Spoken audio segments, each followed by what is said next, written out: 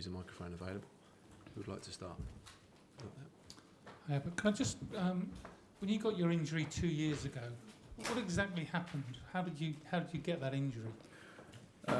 So in training, we're playing small-sided games, so like 5v5, and I've received the ball and gone to push off to start running with it, and I've just felt a pop, and it almost felt like someone kicked me or someone was behind me and stepped to my ankle or something. But I looked around and no one was there, so I sort of knew that it was serious. Feeling behind my Achilles, I can feel like there was nothing there.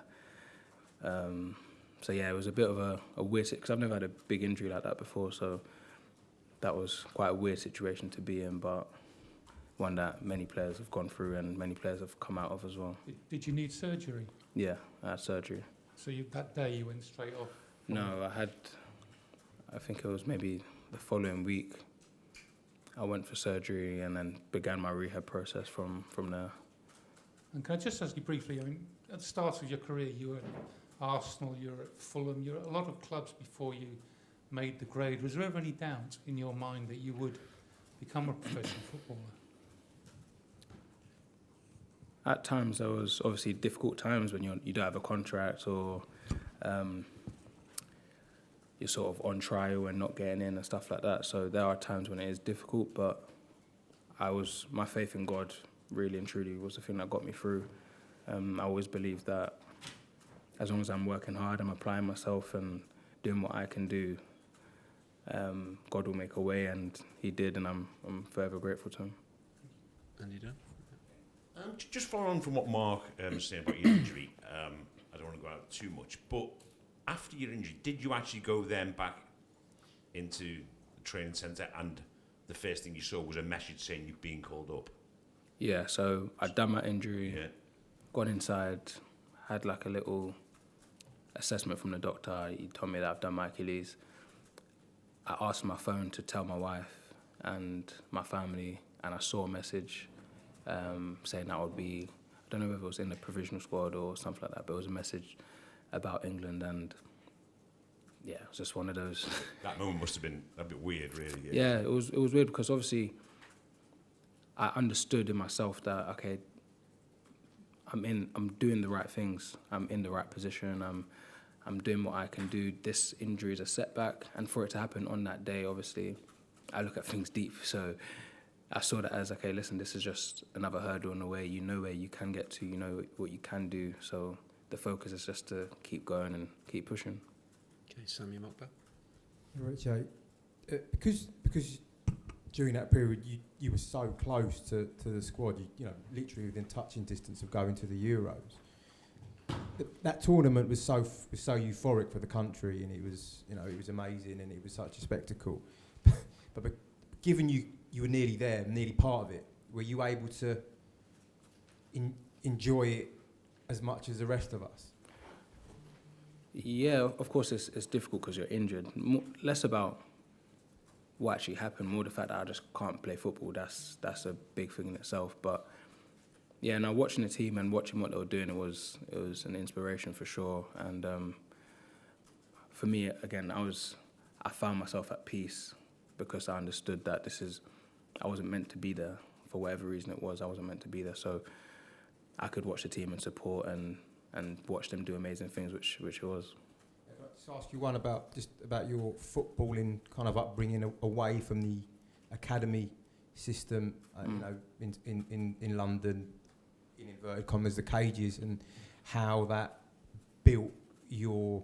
You've spoken about your resilience and your toughness. Can you speak a bit about that and how you feel that has added to your game and how it's left you in good stead for the knocks that you would take in professional football?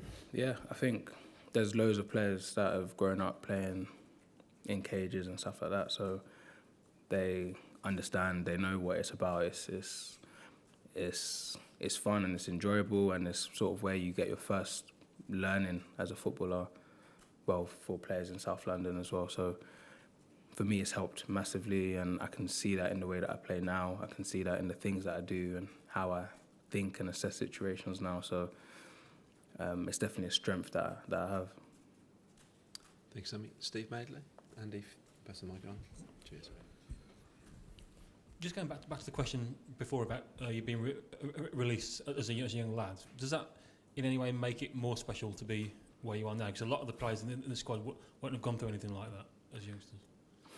Yeah, it does. Speaking to my mum about it yesterday, I was talking about stories and things that have happened over, like when I was younger, and all the journeys. It's good to look back and understand that I've been through all that and still managed to be in this position. Of course, my mindset is to continue working hard, keep applying myself, and see what else can happen in football. But 100%, I look back with like gratitude to God, because I understand that without Him, I wouldn't be in this position, and He's seen me through so many difficult moments, so many difficult times, and against many odds, I'm in this position. You said you never lost faith, but looking back to those days, was there one point that was particularly low, leaving any particular clue?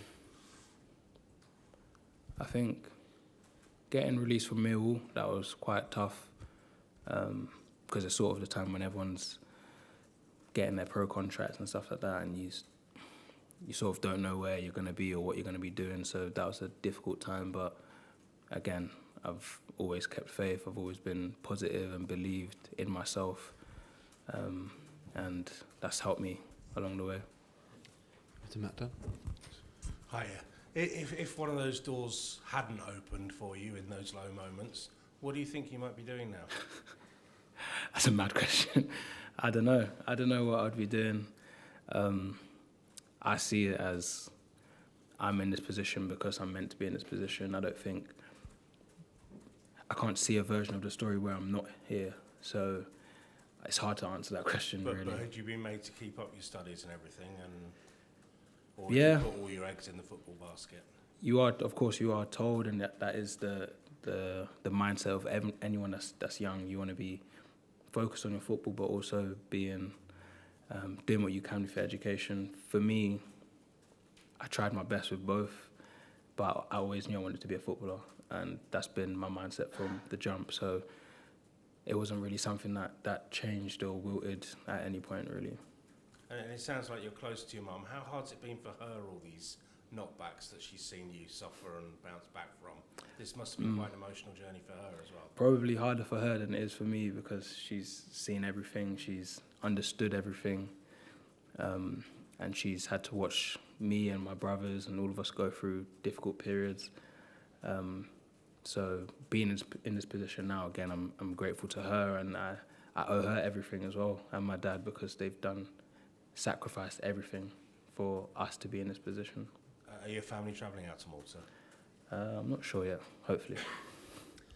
Okay, guys, I think we'll wrap it up there. Thanks for your time today. Thank you. Thank you.